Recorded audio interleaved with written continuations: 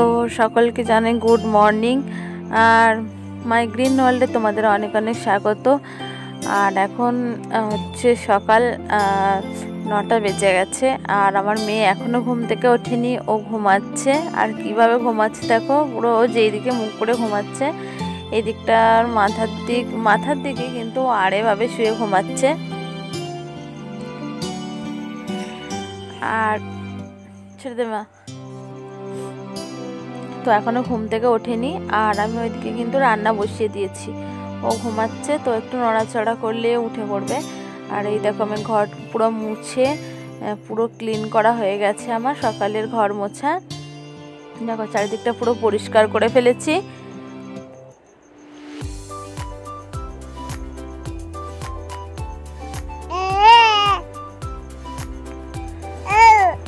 তো ঘরটার মুছে এখন আমি রান্না বসিয়ে দিয়েছি। এই দেখো এখানে ভাত আর ডালটা আমি বসিয়ে দিয়েছি। তো ভাত ডাল প্রতিদিনই আমি আগেই বসাই। আর এইখানে আমি সবজিগুলো কাটছি। তো আজকে নতুন একটা সবজি আমাদের বাড়িতে প্রথম এলো, তো ফুলকপি। বাবা 3টে বড় বড় ফুলকপি এনেছে। যেহেতু অনেক দাম, এখন হোটেলে তো করা যায় না, তবু বাবা নিয়ে এসছে 3টে বড় বড় ফুলকপি এনেছে। তো ওই ফুলকপি দিয়ে আলু দিয়ে একটা সবজি হবে। আর এই মাছটা রয়েছে দেখছো, এই মাছটা এনেছে, এটা এখনো কেটে মানে ধোয়া টোয়া হয়নি, তো ওই মাছের ঝাল হবে। তো রান্না অনেকগুলোই হয়ে গেছে, তোমাদেরকে দেখাইনি। তো এখন এই যে মাছগুলো ভাজা হচ্ছে। আর এখানে এই যে এতগুলো মাছ ভাজা হয়ে গেছে। আবার এখানে আমার দিদা দিয়ে গেছে, এগুলো কি পার্শে মাছ না কি বলে। তো এই মাছ এতগুলো দিয়ে গেছে, তো এগুলোকে আবার আলাদা করে ঝাল করতে হবে। আর এখানে এখনো বেগুনটা রয়েছে, বেগুন ভাজবো। তো চলো আমার রান্না কমপ্লিট। এবার তোমাদের দেখিয়ে দিই কী কী রান্না করলাম। এখনো ভাত ছিল, আর এটা হচ্ছে ফুলকপি দিয়ে আলু দিয়ে তরকারি, আর এটা হচ্ছে ডাল। এখানে রয়েছে মাছের ঝাল,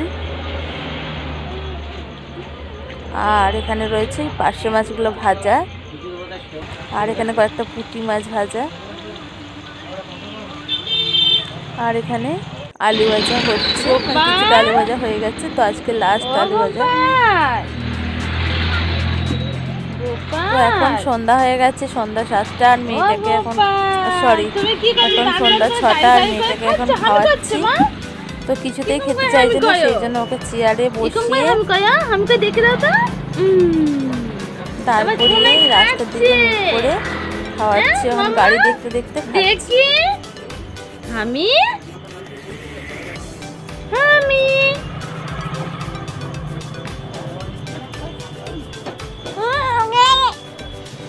খাবে না।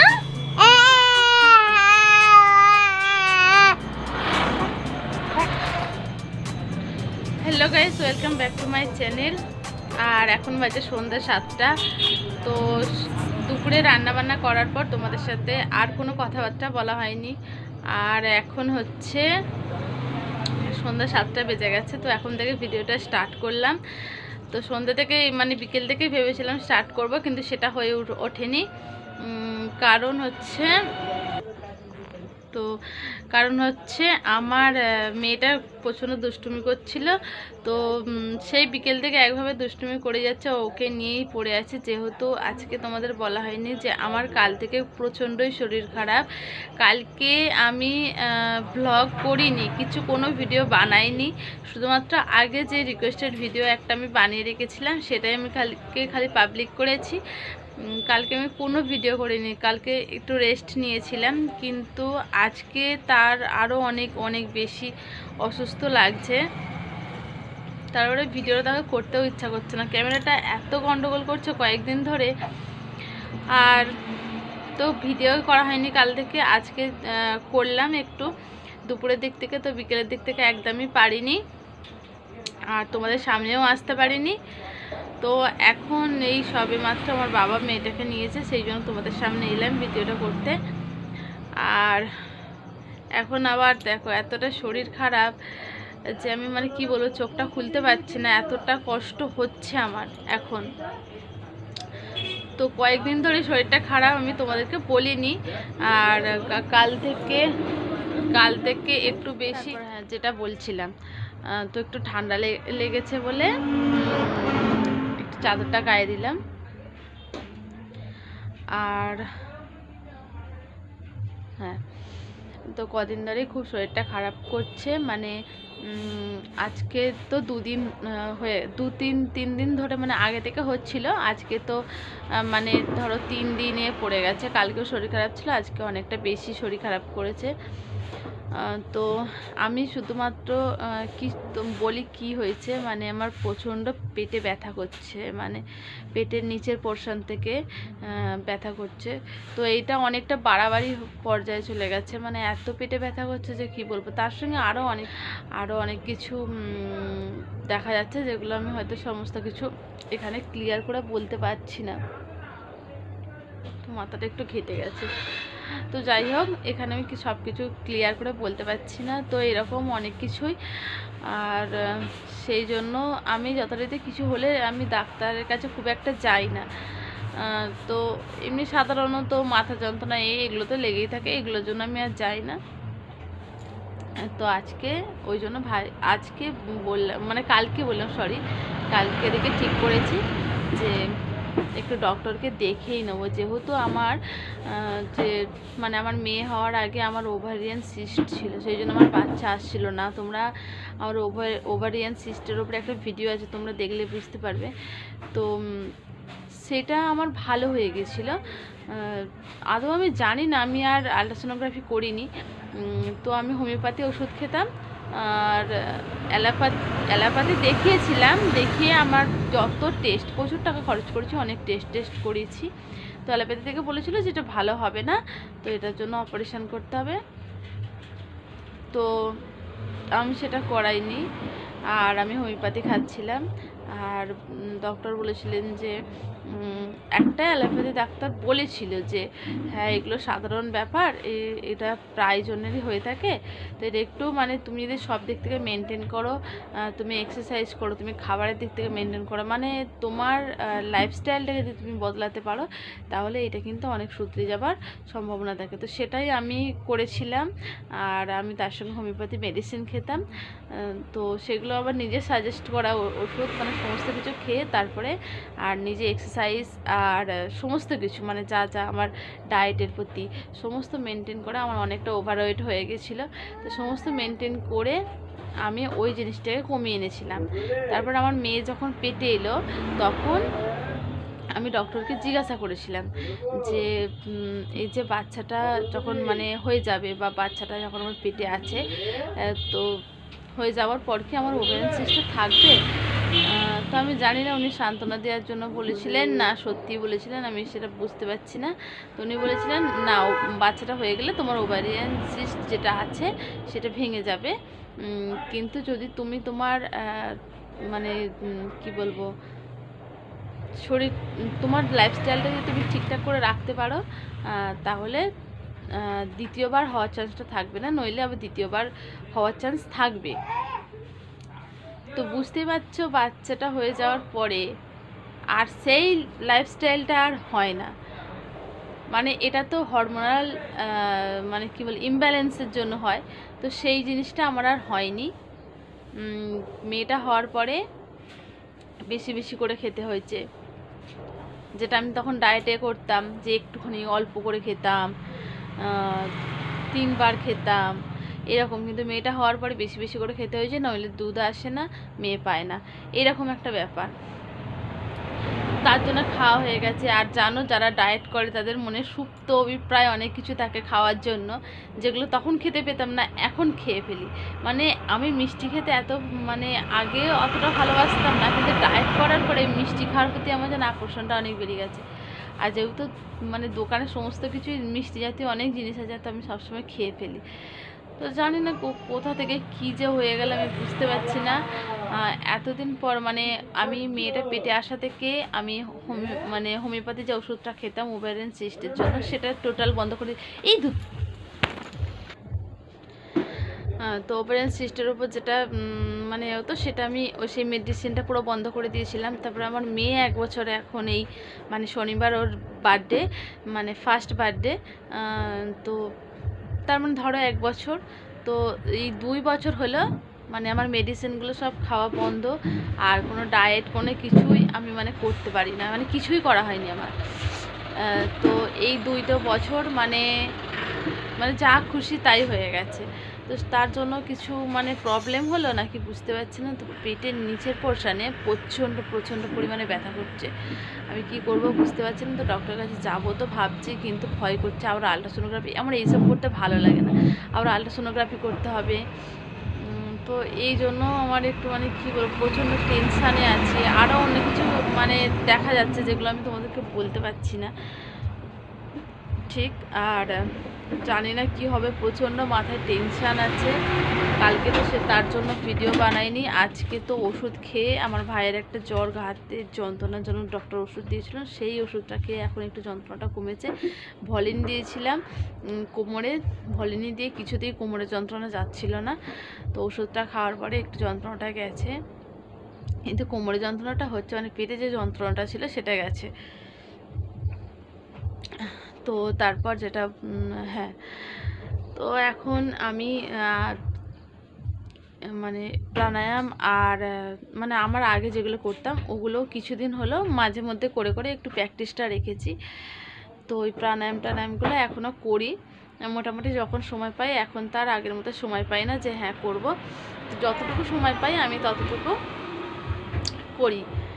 তো চেষ্টা করছি করার।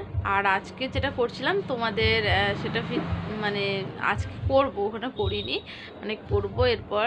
তো তোমাদেরকে সেটা দেখাবো যে আমি কীভাবে করি। তো সমস্ত কিছুগুলো তোমাদের দেখাবো না, হয়তো আমি কয়েকটা হয়তো দেখাবো। তো সমস্ত কিছু দেখানো সম্ভব নয়, কারণ আমি খুব ছোট্ট জায়গার মধ্যে, মানে আমি বিছানার মধ্যে করি, আমার বিছানার মধ্যে।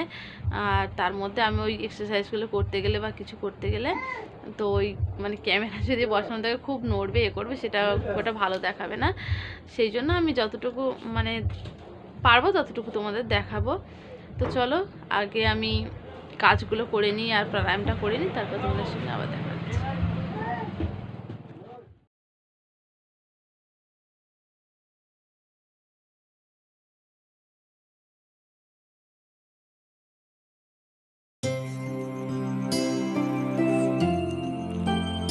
তো তোমাদের সঙ্গে কথা বলার পর এবার আমি প্রাণায়ামটা করে নিচ্ছি।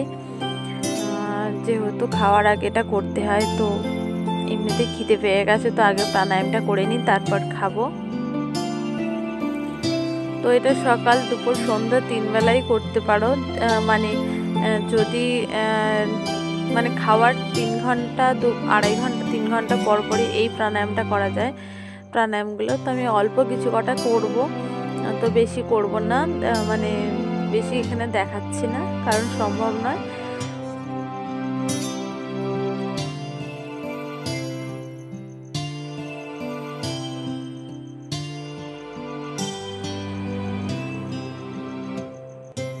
তো আমি এখানে দুটো প্রাণায়াম করলাম, মানে একটা প্রথমেরটা হচ্ছে অনুলোম বিলোম, আর এই প্রাণায়ামটা হচ্ছে কপালভাতি। তো এই দুটো প্রাণায়াম আমি করি, আর এটা একটা এক্সারসাইজ।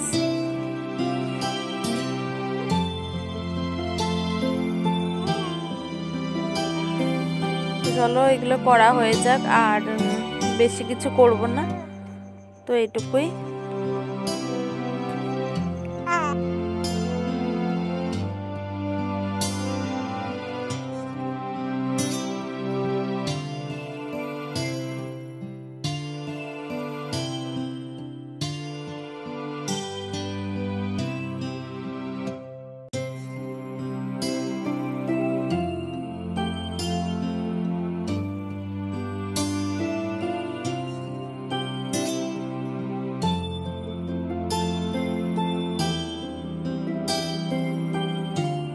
তো প্রাণায়াম করার পর 10 মিনিট হয়ে গেছে, আর এখন এই যে আমার বাবা এইটা দিয়ে গেছে ঝালমুড়ি। তো সন্ধ্যাবেলা এমনি একটু টিফিন করব, তো এই ঝালমুড়িটা বানিয়ে দিয়ে গেছে। আর খেয়ে দিয়ে মানে খাবার নিয়েছি, মানে এই সেলাইটা করতে করতে খাবো। তো এখানে সোয়েটার, মেয়েটার সোয়েটার, আর এই যে আমি এটা নিয়েছি সুতো আর ছুঁচ, এই দুটো নিয়ে বসেছি। মেয়েটার সোয়েটারটায় বোতামের ঘরগুলো একটু বড় হয়ে গেছে, যার জন্য নতুন সোয়েটার কিন্তু পরতে পারে না মেয়েটা। তো ওই ঘরগুলোকে একটু ছোট করে দেব।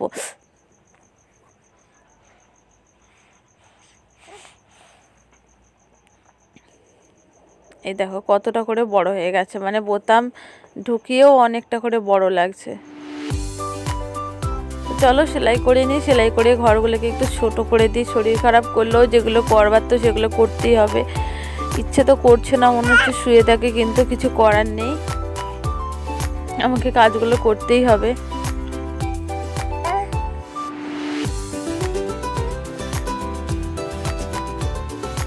আর মেয়েটাকে একটু ঠাকুমার কাছে দিয়ে এসেছি, তো সেই জন্যই কাজগুলো করতে পারছি।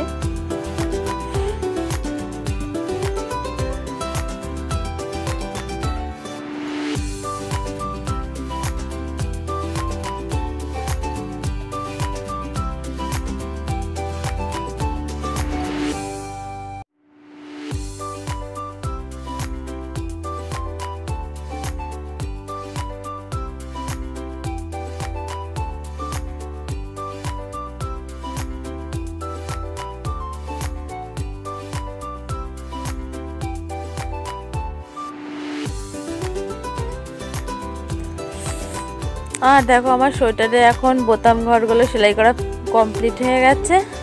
তো চলো এবার মুড়িগুলো তো পড়ে যাচ্ছে, ওগুলোকে খেয়ে নিই।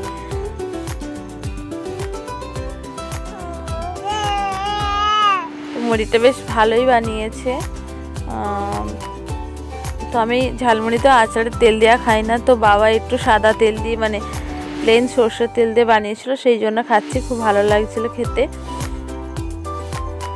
তো চলো খেয়ে নিই, তারপর আবার কথা হবে।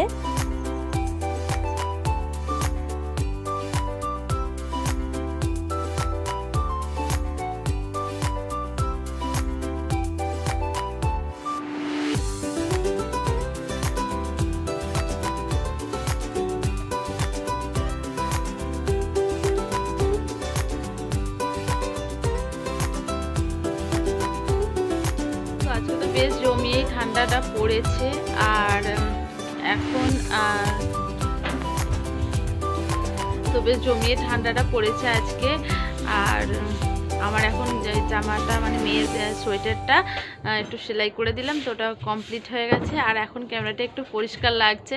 তো ক্যামেরাটা পরিষ্কার ছিল না যখন আমি আগের ভিডিওগুলো করেছি, ক্যামেরাটা মোটেও পরিষ্কার ছিল না, মাঝে মধ্যে পরিষ্কার আসছে, কিন্তু বেশিরভাগ সময় ধোঁয়াশা মতো ছিল। তো হয়ে গেল। এখন মেয়েটার বাবার সঙ্গে একটু ঘুরছে, আর আমার সমস্ত এখানে কিছু কিছু কাজকর্ম পড়ে আছে। তো আজকে আমরা পরিবারের সবাই মিলে ভাগ করে কাজকর্মগুলো করে নিয়েছি। তো আমি পারিনি, কি করব। আর মানে মনটাও একটু খারাপ, কাল থেকে একটু মানে সুরজিতের সাথে একটু হয়েছে, একটু মানে মানে কি বলবো, একটু কথা কাটাকাটি হয়েছে, বেশ ভালো মতোই হয়েছে। তো সেই জন্য একটু মানে কথাটা, আমার কথা শুনতে পাচ্ছ তো তোমরা? মাইকটা কোথায়? সামনে এনে কথা বলি। আর সেই মানে কি বলবো, ওর সাথে একটু কথা কাটাকাটি হয়েছে, আর সেই জন্য খুব একটা ভালো করে কথা বলছি না। ও কথা বলছে, তো আমি খুব একটা ভালো কথা বলছি না। আমার একটু মাথাটা একটু মানে কি বলবো, গরম আছে।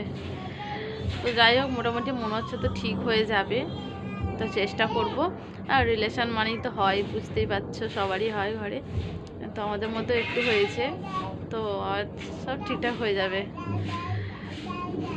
তো চলো আজকে ভিডিওটা এখানেই এন্ড করলাম। আর তোমরা সবাই আশীর্বাদ করো, আমি যদি ডাক্তারের কাছে যাই আগে, তারপর দেখাই। আমার তো মনে হচ্ছে রিপোর্ট করতেই দেবে, একটা আলট্রাসোনোগ্রাফি মনে হচ্ছে তো করতেই দেবে। তো যদি করতে দেয়, আর যেন ভালো রিপোর্টই বেরোয়, এইটাই আশা করে আছি। আর তোমাদের জন্য এই ভ্লগটা ছাড়াও মানে এর পরের ভ্লগগুলো খুব স্পেশাল ভ্লগ আসছে, সেটা হচ্ছে শনিবার দিন আর রবিবার দিন। আমি জানি না রবিবারের ওইটা আমি দিতে পারবো কিনা, কিন্তু এর পরের ভ্লগগুলো খুব ভালো আসছে। এখন মানে কি বলবো, কালকে ভ্লগটা তো নেই, মানে শনিবার থেকে ভালো ভ্লগ পাবে তোমরা, ঠিক আছে? একটা সারপ্রাইজ রইল, জানাবো পরে। তো চলো আজকের মতো গুড নাইট, সবাই ভালো থেকো, সুস্থ থেকো।